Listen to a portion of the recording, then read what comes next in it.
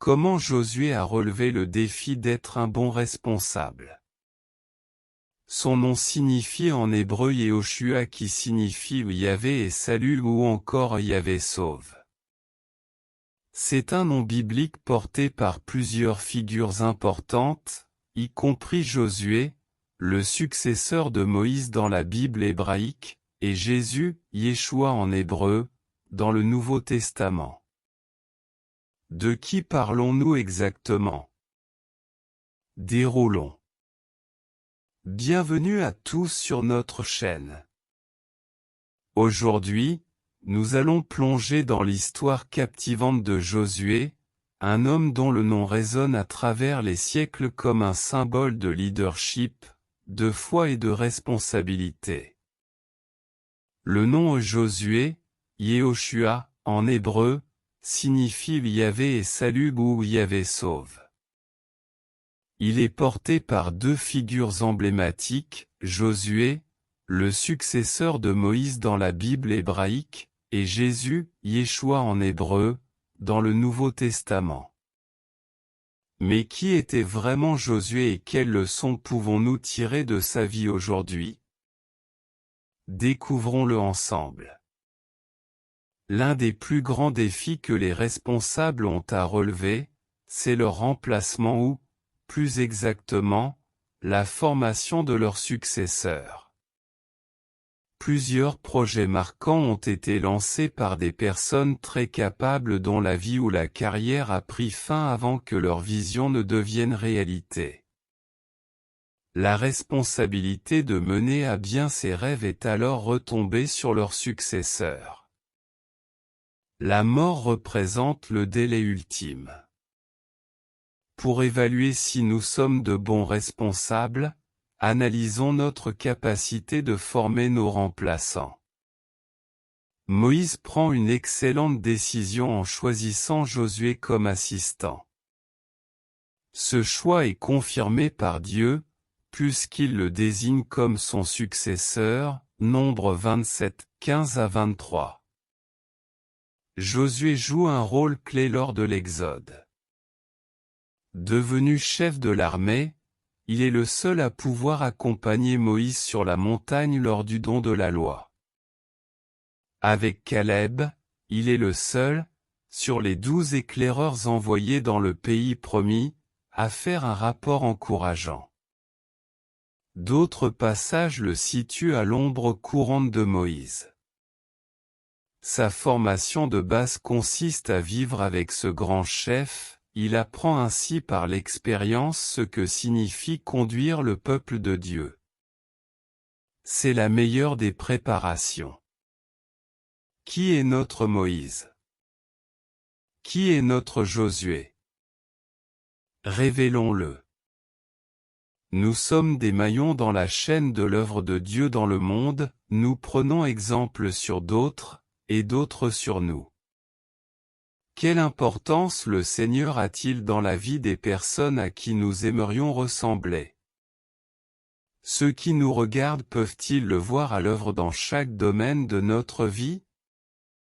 Que le Seigneur nous conduise vers des Moïse dignes de confiance et fasse de nous de bons Josué. De toutes les batailles et défis auxquels Josué a été confronté, il n'en a perdu qu'une seule. Cette défaite, survenue à la ville d'Aï, était attribuée au péché d'Acan, un membre du peuple d'Israël qui avait désobéi aux ordres divins en prenant des biens interdits lors de la conquête de la ville de Jéricho par les Israélites sous le commandement de Josué, comme décrit dans le livre de Josué, chapitre 7. Cet épisode souligne l'importance de l'obéissance à Dieu et met en évidence les conséquences du péché sur la bénédiction et la protection divine. Malgré cette défaite initiale, Josué a rapidement cherché la guidance de Dieu et a rectifié la situation, démontrant ainsi sa détermination à suivre les voies de Dieu. Josué est parti dans le repos de Dieu à l'âge de 110 ans. Cela est mentionné dans Josué chapitre 24, 29 à 30, après ces événements, Josué, fils de Nun, serviteur de l'Éternel, mourut à l'âge de 110 ans. On l'enterra dans le territoire qui lui avait été attribué, à Timnath-Sérak, dans la région montagneuse d'Éphraïm, au nord du mont Gash.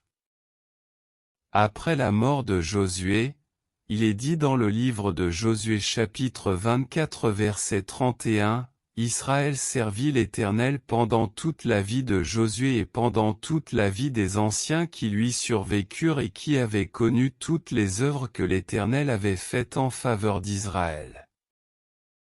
Cela indique qu'Israël a continué à servir Dieu après la mort de Josué.